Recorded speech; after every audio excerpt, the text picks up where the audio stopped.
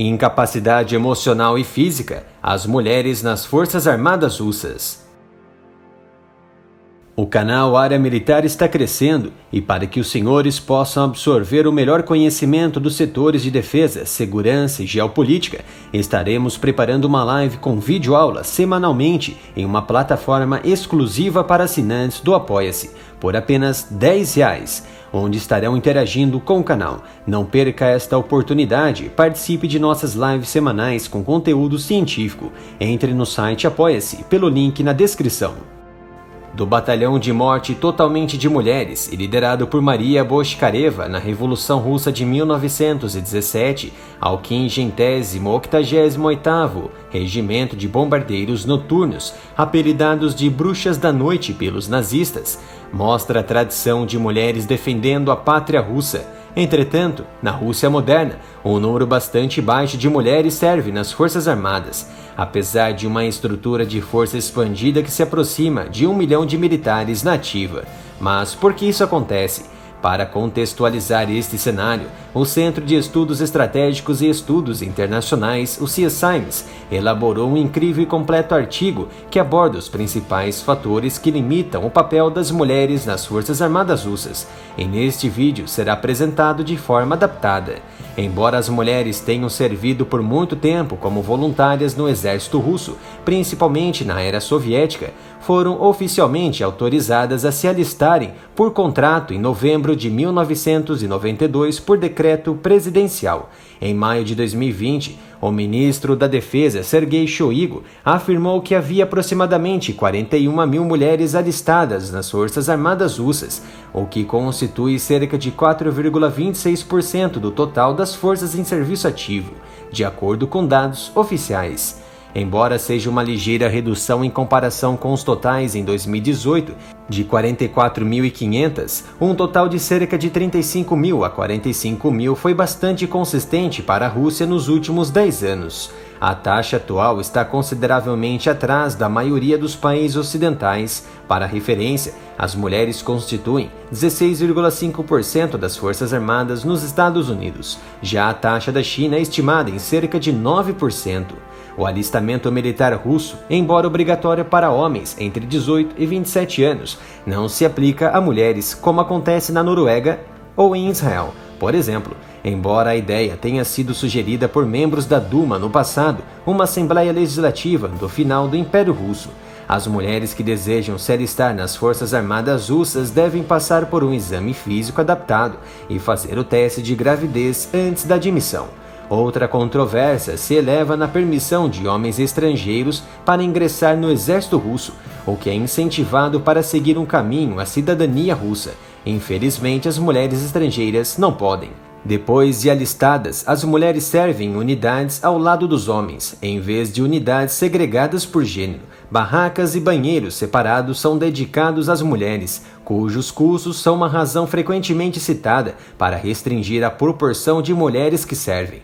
As mulheres servem no Exército, Forças Aeroespaciais, Marinha, embora apenas em alguns navios, e forças de foguetes. No entanto, nem todas as funções estão abertas às mulheres. Embora o número de países que permitem que as mulheres exerçam funções de combate esteja aumentando constantemente, as mulheres russas não são tão permitidas em funções de combate na linha de frente e, portanto, são tipicamente impedidas de servirem em aeronaves, submarinos e blindados.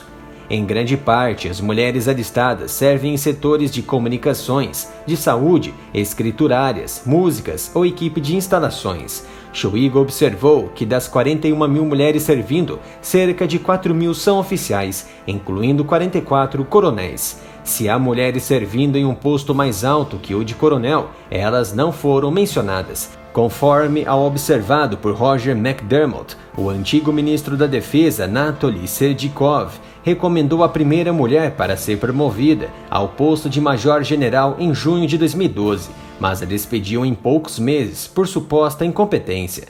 Shoigu observou ainda que um número maior de mulheres desempenha funções civis e deve-se notar que Tatiana Shevtsova possui um alto posto como uma das atuais vice-ministras da Defesa. Alguns fatores na Rússia evidenciam a escassez de mulheres nas Forças Armadas Russas, entre eles os obstáculos sociais. Parte dessa baixa taxa pode ser atribuída à visão mais tradicional da Rússia dos papéis de gênero, incluindo a ênfase social na reprodução. Fora das Forças Armadas, também uma ordem de Vladimir Putin proíbe atualmente as mulheres em mais de 450 profissões em vários setores. O medo é que as atividades excessivamente extenuantes possam interferir na capacidade de gerar filhos. A pesquisa elaborada pela CSIMS mostra que, apesar do aumento no discurso público sobre a igualdade de gênero nos últimos anos, as atitudes dos russos em relação aos papéis de gênero, na verdade, recuaram em favor do tradicionalismo. Seguindo com os fatores, a questão administrativa se mostra um freio na presença de mulheres militares na Rússia. O problema pode não ser tão simples como as mulheres russas não querem servir. Na verdade, Shoigu observou que a competição pelas universidades militares é ainda maior para as mulheres do que para os homens, com 27 mulheres se candidatando a cada vaga. Em muitos casos, as mulheres são rejeitadas pelo alistamento por buscarem cargos restritos. A competência feminina para o serviço militar é questionada rotineiramente no discurso público. Acadêmicos e oficiais russos argumentam que diferenças psicológicas e fisiológicas percebidas, como densidade óssea mais baixa e maior emocionalismo, tornam as mulheres menos adequadas para certos papéis. Por exemplo, de acordo com o psicólogo militar Yevgeny Zovnerchuk, as mulheres são mais adequadas para as funções de operadoras de centros de comunicação ou de saúde, porque as mulheres são mais meticulosas e atenciosas do que os homens. Eles são melhores em lidar com trabalho mecânico, simples e monótono.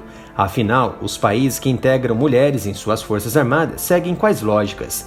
A resposta pode vir em duas resoluções, ou para atender a uma tendência global na reforma da igualdade de gênero, muitas vezes devido às demandas internas para remover as restrições, ou para aumentar o pessoal total, como visto em países menores com vários adversários, como a Eritreia e Israel. Uma pergunta lógica a se fazer: a Rússia precisa particularmente de mulheres para servir nas Forças Armadas? De acordo com estatísticas oficiais, atualmente cerca de 405 mil dos cerca de 960 mil funcionários ativos são Kontraktnik, ou seja, soldados contratados, com uma meta declarada de aumentar esse número para quase 500 mil até 2027. Talvez as alistadas femininas ajudem a cumprir essas metas. Olhando mais longe, alguns preveem que a Rússia sofrerá uma queda populacional a partir de 2033, o que também pode influenciar os tomadores de decisão a integrar ainda mais as mulheres em seus quadros nas Forças Armadas. Os obstáculos presentes no momento parecem deteriorar o plano de aumentar o efetivo de mulher. Porém, no futuro, a Rússia pode encontrar algum motivo para aumentar o número de mulheres alistadas entre suas fileiras ou abrir mais cargos ao gênero. Aumentar a proporção de mulheres nas Forças Armadas russas poderia ajudar Moscou não apenas a atender às necessidades de pessoal e mudar para a profissionalização, mas também fornecer uma miríade de outras vantagens. Certamente, só o tempo irá dizer.